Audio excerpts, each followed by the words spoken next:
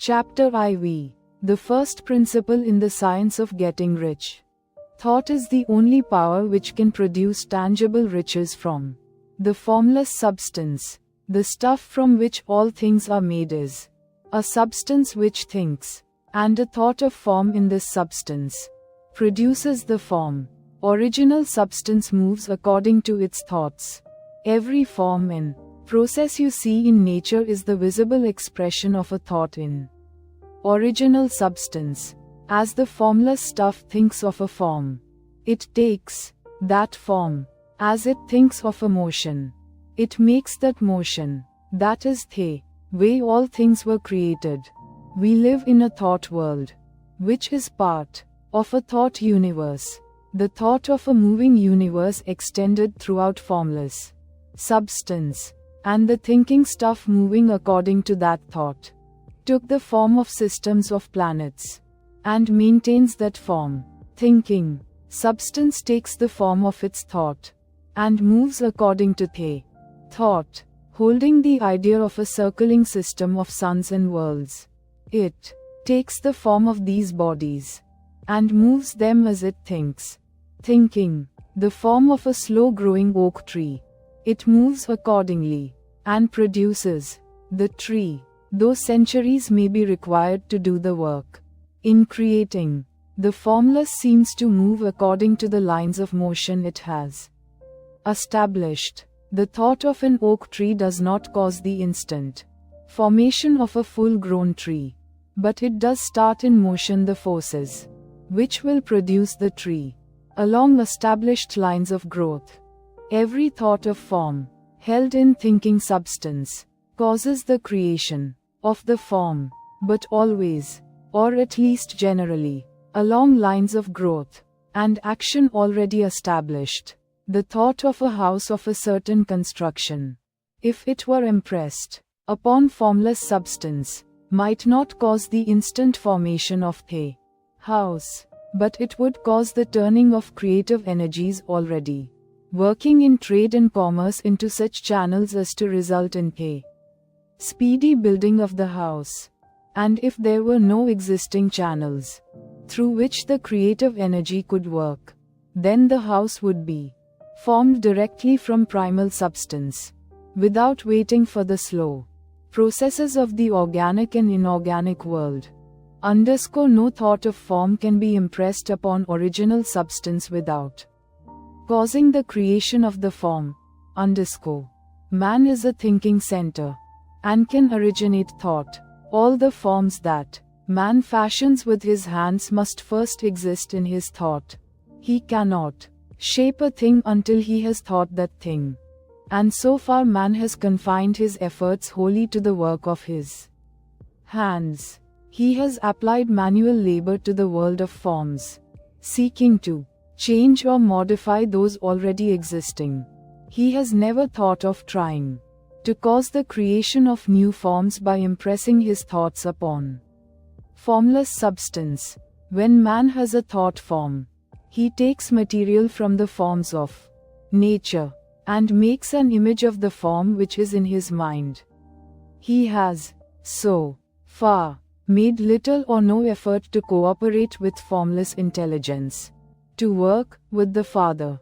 He has not dreamed that he can do what he seeth the Father doing. Man reshapes and modifies existing forms by manual labor. He has given no attention to the question whether he may not produce things from formless substance by communicating his thoughts to it. We propose to prove that he may do so, to prove that any man or woman may do so, and to show how. As our first step, we must lay down three fundamental propositions. First, we assert that there is one original formless stuff, or substance, from which all things are made. All the seemingly many elements are but different presentations of one element. All the many forms found in organic and inorganic nature are but different shapes, made from the same stuff. And this stuff is thinking stuff. A thought held in it produces the form of the thought. Thought, in thinking substance, produces shapes, Man is a thinking center, capable of original thought. If man can communicate his thought to original, thinking substance, he can cause the creation or formation of a thing he thinks about. To summarize this, there is a thinking stuff from which all things are made, and which, in its original state, permeates, penetrates, and fills the interspaces of the universe. A thought, in this substance, produces the thing that is imaged by the thought. Man can form things in his thought, and, by impressing his thought upon formless substance, can cause the thing he thinks about to be created. It may be asked if I can prove these statements, and without going into details, I answer that I can do so, both by logic and experience. Reasoning back from the phenomena of form and thought, I come to one original thinking substance, and reasoning forward from this thinking substance, I come to man's power to cause the formation of the thing he thinks about, and by experiment, I find the reasoning true. And this is my strongest proof. If one man who reads this book gets rich by doing what it tells him to do, that is evidence in support of my claim. But if every man who does what it tells him to do gets rich, that is positive proof until one goes through the process and fails. The theory is true until the process fails, and this process will not fail. For every man who does exactly what this book tells him to do will get rich. I have said that men get rich by doing things in a certain way. And in order to do so, men must become able to think in a certain way. A man's way of doing things is the direct result of the way he thinks about things. To do things in the way you want to do them, you will have to acquire the ability to think the way you want to think. This is the first step toward getting rich. To think what you want to think is to think truth, regardless of appearances. Every man has the natural and inherent power to think what he wants to think, but it requires far more effort to do so than it does to think the thoughts which are suggested by appearances. To think according to appearances is easy. To think truth regardless of appearances is laborious, and requires the expenditure of more power than any other work man is called upon to perform. There is no labor from which most people shrink as they do from that of sustained and consecutive thought.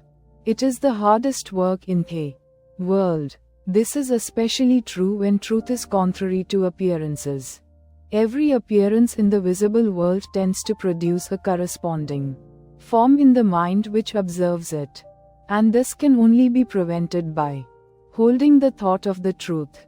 To look upon the appearance of disease will produce the form of disease in your own mind, and ultimately in your body, unless you hold the thought of the truth, which is that there is no disease. It is only an appearance, and the reality is health. To look upon the appearances of poverty will produce corresponding forms in your own mind, unless you hold to the truth that there is no poverty, there is only abundance. To think health when surrounded by the appearances of disease, or to think riches when in the midst of appearances of poverty, requires power. But he who acquires this power becomes a mastermind. He can conquer fate. He can have what he wants. This power can only be acquired by getting hold of the basic fact which is behind all appearances. And that fact is that there is one thinking substance, from which and by which all things are made. Then we must grasp the truth that every thought held in this substance becomes a form, and that man can so impress his thoughts upon it as to cause them to take form and become visible things. When we realize this, we lose all doubt and fear. For we know that we can create what we want to create, we can get what we want to have, and can become what we want to be. As a first step toward getting rich, you must believe the 3 fundamental statements given previously in this chapter, and in order to emphasize them, I repeat them here. There is a thinking stuff from which all things are made, and which, in its original state, permeates, penetrates, and fills the interspaces of the universe. A thought, in this substance, produces the thing that is imaged by the thought. Man can form things in his thought, and, by impressing his thought upon formless substance, can cause the thing he thinks about to be created. You must lay aside all other concepts of the universe than this monistic one, and you must dwell upon this until it is fixed in your mind, and has become your habitual thought. Read these creed statements over and over again. Fix every word upon your memory, and meditate upon them until you firmly believe what they say. If a doubt comes to you, cast it aside as a sin. Do not listen to arguments against this idea. Do not go to churches or lectures where a contrary concept of things is taught or preached. Do not read magazines or books which teach a different idea. If you get mixed up in your faith, all your efforts will be in vain.